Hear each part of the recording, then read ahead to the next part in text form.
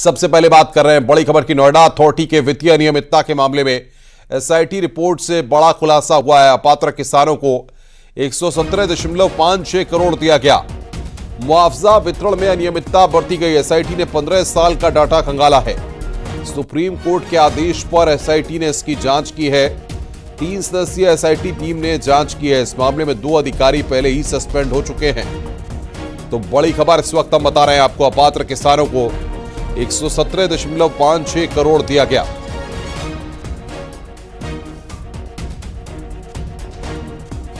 Authority के मुआवजा वितरण घोटाले मामले में सुप्रीम कोर्ट में एसआईटी रिपोर्ट सबमिट कर दी गई है। एसआईटी रिपोर्ट में बड़ा खुलासा हुआ है और इस रिपोर्ट में यह बताया गया है कि 117 करोड़ रुपए से ज्यादा मुआवजा किया गया है जो अपात्र किसान थे उनको बांटा गया है। इस पूरे प्रकरण में साल 2009 से लेकर 2023 तक नोएडा अथॉरिटी ने जो भी लैंड एक्विजिशन किया हुआ था उस पूरे प्रकरण में छानबीन की गई। कुल 1198 लैंड एक्विजिशन के मामले थे जिनकी फाइलें एसआईटी ने खंगाली थी और अब इस पूरे प्रकरण में जो रिपोर्ट सामने आई है वो चौंकाने वाली है।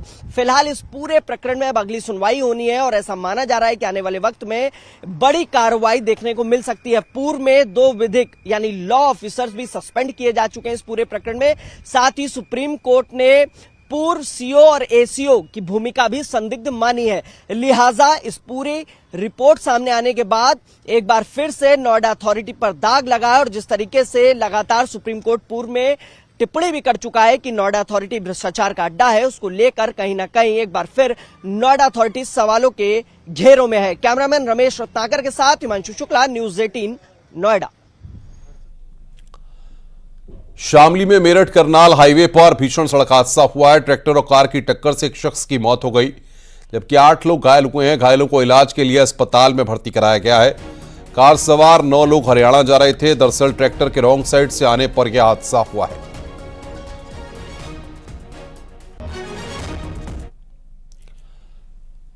बुलंदशहर में कार और ट्रैक्टर ट्रॉली की भिड़ंत में एक की मौके पर ही मौत हो गई और 3 लोग गंभीर रूप से घायल हो गए।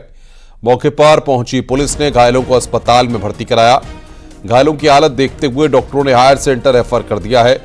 पुलिस ने मृतक के शव को कब्जे में लेकर पोस्टमार्टम के लिए भेजा है। कार सवार अलीगढ़ से सगाई समारोह से वापस खुर्जा आ रहे थे, तभी थाना अररिया के NH 34 के पास हादसे का शिकार हो गए।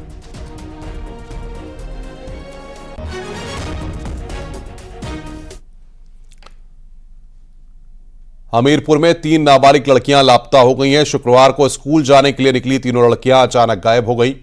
काफी खोजबीन के बाद भी सुराग नहीं मिलने पर परिजनों ने थाने में गुमशुदगी की रिपोर्ट दर्ज कराई है। मामले की शिकायत मिलते ही पुलिस एक्टिव मोड में आ गई है और तीनों लड़कियों की तलाश में जुट गई है।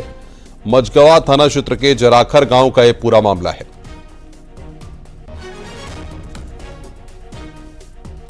तो कल स्कूल के लिए निकली थी ये लड़कियां गायब हो गई हैं। ये बड़ी खबर हम आपको बता रहे हैं। लड़कियों की तलाश में पुलिस जो है वो जुटी हुई है। 3 नाबालिग लड़कियां लापता हुई हैं।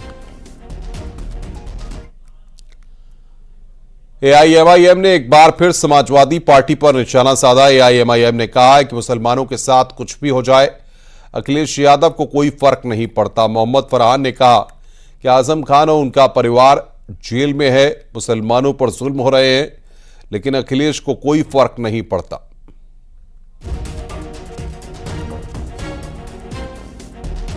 आजम का परिवार, आजम खान, उनका बेटा, उनकी पत्नी जेल में है, समाजवादी पार्टी को कोई फर्क नहीं पड़ा।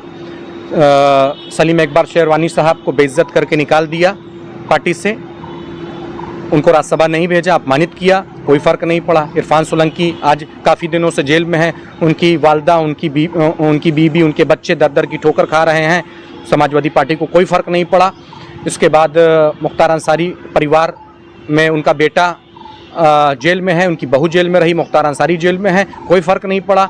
हमारी मस्जिदें हमसे छीनी जा रही हैं, उनको कोई नहीं फर्क पड़ा। न जाने कितने मुस्लिम भाइयों के घर पर बुलडोजर चले, उनको कोई नहीं फर्क पड़ा। सीएम योगी ने राज्य की 1100 अन्नपूर्णा मॉडल दुकानों का उद्घाटन किया। उन्होंने 1100 मॉडल उचित दर दुकानों का लोकार्पण और 69,000 उचित दर दुकानों पर ई-वेइंग स्क्वेयर लिक्विड ई-पास मशीनों के माध्यम से खाद्यान्न के वितरण की शुरुआत की। इस मौके पर सीएम योगी ने पहले की सरकारों के कामकाज पर गंभीर सवाल खड़े किए।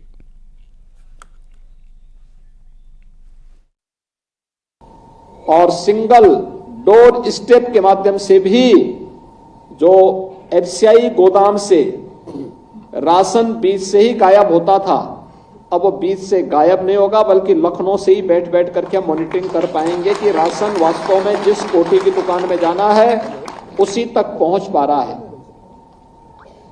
यह जो परिवर्तन देखने को मिला है, यही है सबका साथ और सबका विकास। उत्तर प्रदेश में एक बार फिर मौसम का मिजाज बदला है। अलग अलग जिलों में तेज हवाओं के साथ बारिश हुई है। बारिश से तापमान में गिरावट आई है। हरदोई, मथुरा और कानपुर में भी बारिश हुई है।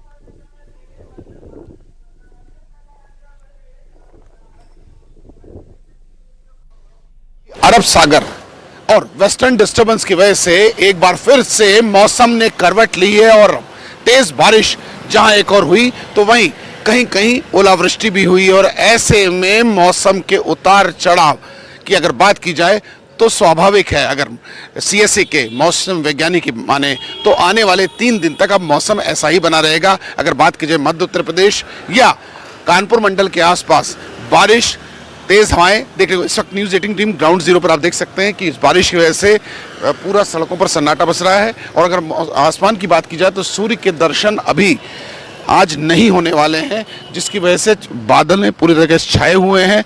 और ये मौसम वृद्धों के लिए, बच्चों के लिए हानिकारक बताया जा रहा है। जहां तक कि अगर हम चिकित्सक की माने तो डॉक्टर्स भी यही सलाह दे रहे हैं कि ऐसे में प्रिकॉशन रखें। वीडियो जर्नलिस्ट आशीष पांडे के साथ Amit Ganju, news 18 Kanpur.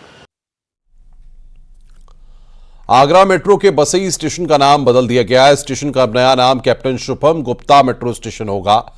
Uttar Pradesh metro rail corporation ने शासन से अनुमति मिलने के बाद इसका आदेश जारी किया है। इससे पहले आगरा के जामा मस्जिद मेट्रो स्टेशन का नाम बदलकर मनकामेश्वर मेट्रो स्टेशन किया गया था। 22 नवंबर 2023 को कैप्टन शुभम गुप्ता राजौरी में आतंकियों से लोहा लेते हुए शहीद हुए थे। शहीद शुभम गुप्ता के पिता ने कहा कि बेटे के नाम पर स्टेशन होने से यहां से गुजरने वाले युवाओं में देश प्रेम की भावना और मजबूत होगी। को जीवंत बनाए रखने के लिए उसकी शहादत को जो पुरस्कार, जो सम्मान उत्तर प्रदेश के माननीय मुख्यमंत्री योगी आदित्यनाथ ने दिया है, उसके लिए मैं उनका बहुत बहुत आभार व्यक्त करता हूं। बसई मेट्रो स्टेशन का नाम captain Shubham Gupta metro station करने का आदेश जारी करके माननीय योगी जी ने आगरा के निवासियों और मेरे परिवार के लोगों की मांग को पूरा करते हुए हमें अपना विशेष आशीष दिया है। हम उनका आभार व्यक्त करते हैं, कृतज्ञता ज्ञापित करता हूं कि उन्होंने शहादत का जो सम्मान किया है, ईश्वर उन्हें अपना आशीष प्रदान करे। गुजरात के सीएम भूपेंद्र पटेल कैबिनेट के साथ अयोध्या में रामलला के दर्शन करेंगे। गुजरात के मुख्यमंत्री भूपेंद्र पटेल के नेतृत्व में 25 सदस्यीय डेलीगेशन अयोध्या पहुंचेगा। सुबह 11 बजे गुजरात कैबिनेट के सभी सदस्य महर्षि वाल्मीकि एयरपोर्ट पर विशेष विमान से पहुंचेंगे। 22 जनवरी के बाद से अब तक अलग अलग राज्यों से मुख्यमंत्री कैबिनेट मंत्रियों के साथ अयोध्या पहुंचकर रामलला के दर्शन कर चुके हैं।